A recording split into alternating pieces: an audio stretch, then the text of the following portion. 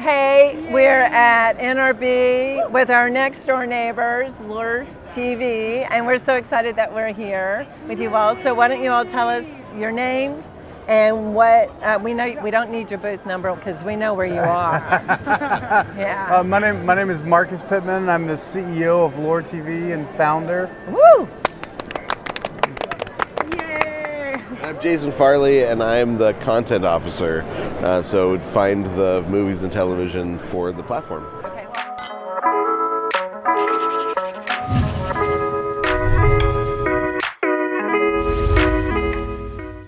Okay. Well, I have read your site for I don't remember since when. I forget when it came out, but I know in the COVID times. I went online and I was so excited. So why don't you tell us how you started it, what inspired you? I mean, I know what inspired you, but for our audience. Yeah, well, I was head of advertising for an agency that did a lot of Christian streaming media advertising. And I just was like, I really hate Christian movies. They're really bad. Why are they so bad? And so after some time, I went to make another film called Babies Are Still Murdered Here. I was a producer and director of that with John Speed, who is the guy that writes the blogs you love so much. And that was put on Amazon Prime and then deleted. And so I realized there's a big problem because Christian movies are really bad, and Hollywood is not going to make good movies for us.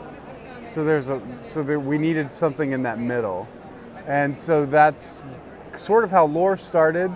And Loor is a streaming platform where the monthly subscribers spend their monthly subscription to fund movies and TV shows they want to see. Which is a win-win for everybody. Yeah, because it frees the artists to be able to tell what they want, and it frees the subscriber to be able to fund what they want. Because Netflix and Disney, you're sending them your subscription money, and you don't have any say in the content they make with your money. Now we've given that power back to the monthly subscriber. It is a powerful idea, and the fact that it's come to life is amazing. That's what I think. I'm still amazed that we were able to launch this week. It's incredible. Well, but it's so wild because I remember in the beginning it was talking about what you were going to do, and now you're doing it. Yeah, it's taken 2 years. We took our time with it. Yeah, I really love that. I love that you just didn't rush in. Yeah, we took our time with it. We built all the tech from scratch, and just we have amazing, Christian developers. And they're awesome. And during that time it took them to build it, allowed Jason to be able to get some of the best content, I think. I'll say it's the best content here. Yeah. So. Well, tell us about the best content. Well, content. The biggest reason is we were trying to find the filmmakers that weren't interested in having somebody pay them to stay in their lane, and we think Christian creators should be working in every genre and leading the way in every genre, but we have accepted the term faith-based from the left or from the industry, saying you get to make faith-based movies. But what we'd like to say is that everything is faith-based. It's just a question of which faith. So I've been out just connecting with the creators and saying, what's the movie you actually want to make? Not the one that you think, I can get funding from Sony for that, or I can get funding from Lionsgate, but what's the movie that you actually want to make? And then saying, well, let's go make that one. And so we've got some amazing content, one that we by a creator that was told, don't ever pitch this again, and it's called Barely Biblical, and it's about animated stuffed teddy bears acting out the most violent stories of the Old Testament. What? It's actually very creative. It's very creative. And the Old Testament is very violent. Very violent, and you can tell the story true. Wow. They just have a narrator reading passages of the Bible, and then the bears acting them out with yeah. And so they're cutting off the head of Goliath, and the stuffing comes out like blood, and It's, and that passage ends with, right? Yeah. And so that passage ends with, and the ravens came and pecked their bodies, right? And so the ravens come down and they take the fluff back to their nests, and so it's really funny, but it's also it's biblical, right? It's the way to get the Bible told truly and accurately. And cartoons used to have guns in it. Right, like yeah. Elmer Fudd used to actually have a rifle, and he was trying to kill Bugs Bunny. Yeah. Now. They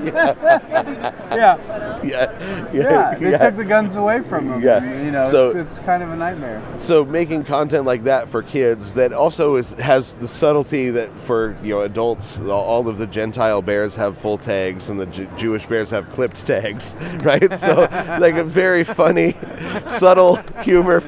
So when David goes and brings home the offering to future daddy-in-law. Well, that's one of the jokes. One of the jokes. Yeah, where they meet Michael and the comment says the bear says that she looks like she's worth at least 100 foreskins. So it's very funny. But it's stuff that doesn't fit in the faith-based market because it's too scriptural. I don't know. Are you allowed to say that? No, it's too. Yeah, it's very creative. It's too creative. And it's actually raw. I mean, but then you think about the movies we've seen, Braveheart and 300 and all the. The slow-mo blood. Right. Do you think that Christian movies now lean a little bit more too soft? I think so. Yeah. And I think that's because they've been aimed at women at the Lifeway bookstores for so long.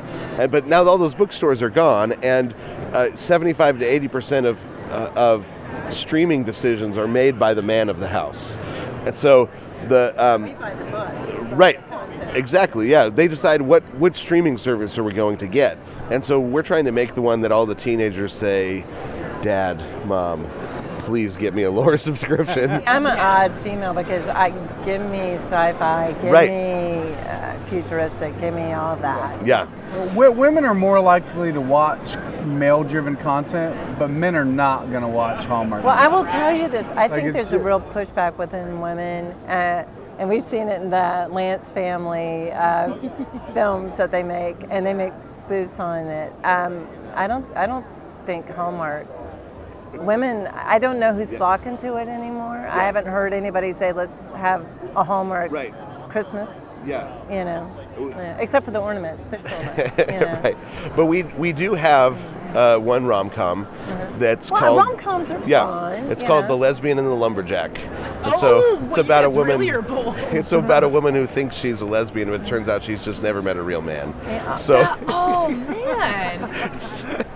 So, very excited about that one. You know what your Christmas present is this year, don't you? Absolutely. Merry Christmas. I appreciate this because I think it really does make a good gift. There's a huge, there's a huge gap in culture with films. We either have the completely grotesque, sex, porn-driven Hollywood culture or Christian culture. Not that, I don't want to generalize and say all of it, but there's a large portion of it that people expect mediocrity, and we don't target a lot of the issues that are actually even in the Bible. It's like we're too afraid to expose them and the hot topics that culture is presenting. We don't use movies to fight. Right. Yeah. Right. Like we don't. We use movies.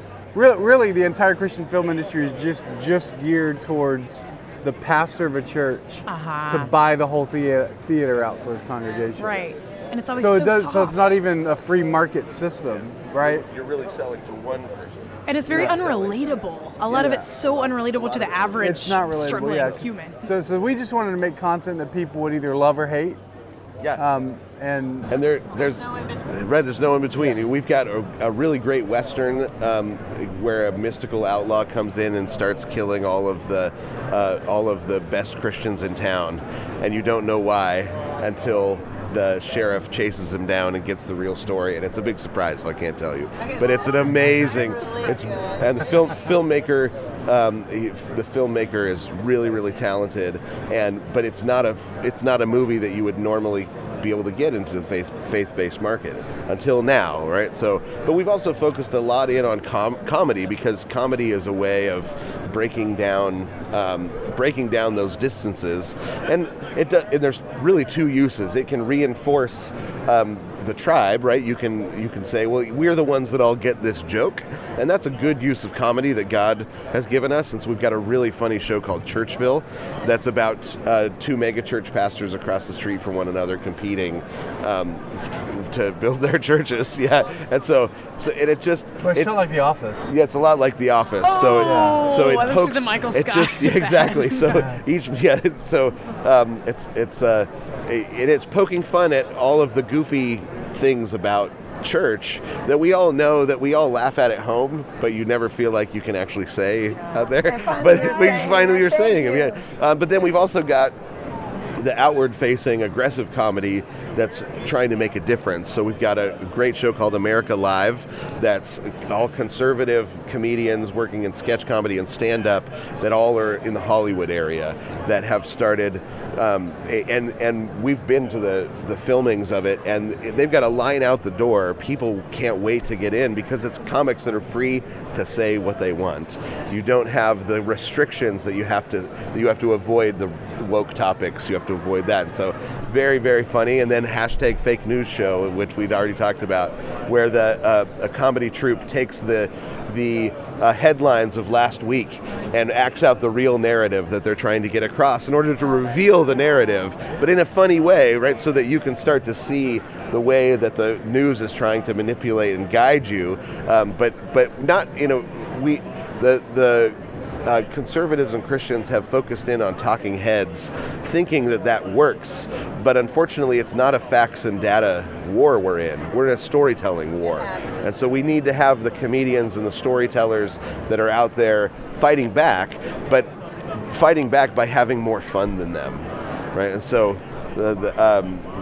what other content have we got? Gothics? Oh, we've got a really great documentary called Gothics that's about... this is our documentary. This is, Oh, yeah. okay. That's what you watched during COVID. I mean, it was like, what was your daily count, I think? Oh my gosh, during COVID, I'm She consumed ashamed that to even say the part. podcast and I think she's rabbit gonna trails be I a went down. director, and she's an actress too. I love documentaries. Yeah, I do too. And a really important story was there was a black female Twitch video game streamer named Gothics, and she had the audacity to say that there might be reasons besides racism that somebody would not like the casting choices for the new Little Mermaid, and she got canceled.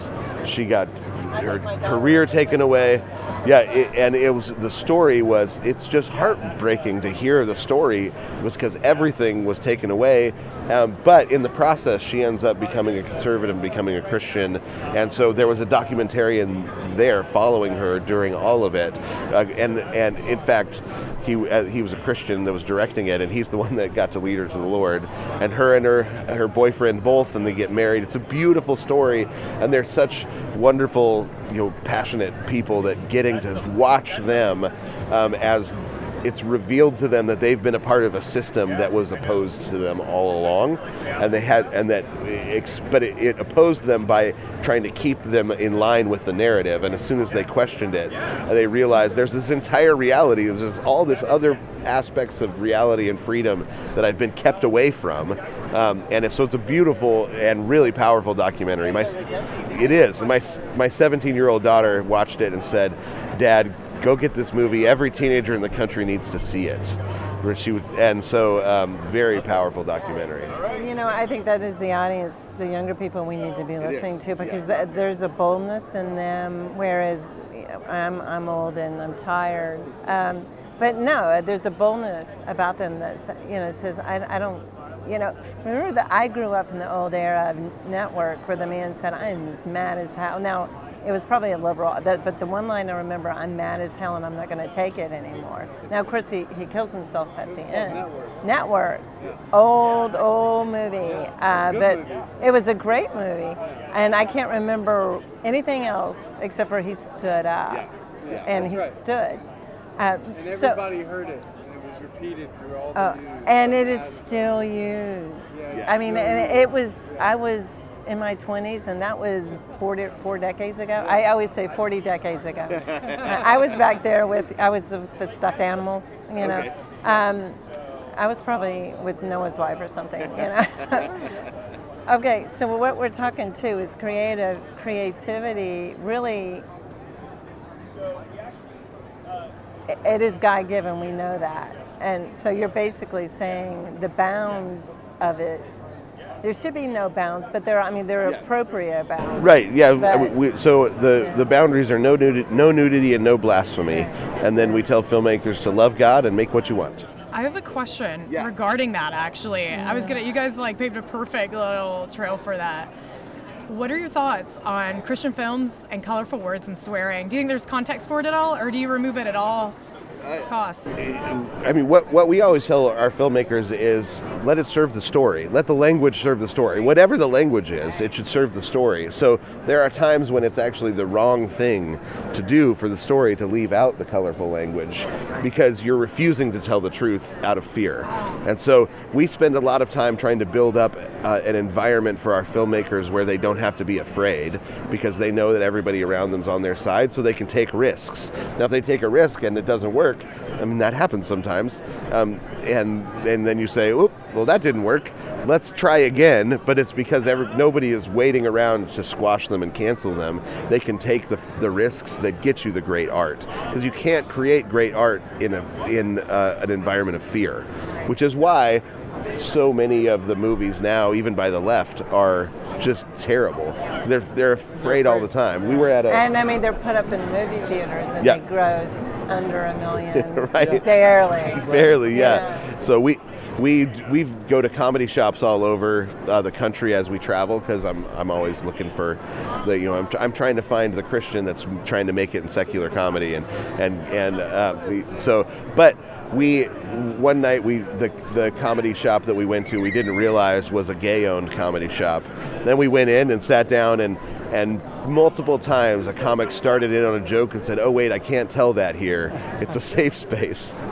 And I was like, "Oh, the safe space means that the comics are terrified that they're of everything, so really they can't. feel for them. They can't tell the jokes that they've written in certain places because of fear." Strangled. So. Well, now what about you as a business owner? Because I know that's rough in this type of market. How are you all doing? So we raised $850,000 for this, and it was hard because a lot of investors don't understand that stories are valuable, and they don't understand that if you give the artists freedom, that they'll make valuable content that the audience will love. So it's been hard. We're trying to convince conservative investors, really, that this is what we need, this is what the market wants. We know the market wants it. We've talked to the market. We have all the data to prove it. But what we're doing is also very risky because we're making content no one else is making, and we're pushing the envelopes. And so it's been a challenge, but we've used that money well over the past 2 years. We built the product, and we signed over 40 exclusive contracts for movies and TV shows, which I would say we've done more with that $850K than anybody else in here could do.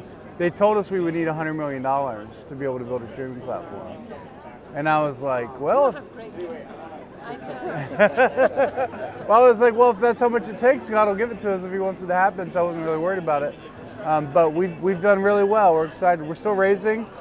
So we need, those investors with a backbone that want to change the world and aren't afraid. What does it need not apply? Wimps need not apply, or something like that. Yeah, cowards need not apply. Yeah. Or communists. We don't need communists. No communists. We're running out of time, but we have one last question we've been asking each of our guests. And since you have been buddies for the last few days, would you like to do the honors of asking them? It's a really vague question, but if you can pose a question to the world to make them think, what would that question be? You all can do separately since you're not joined at the hip, I don't think. Yeah.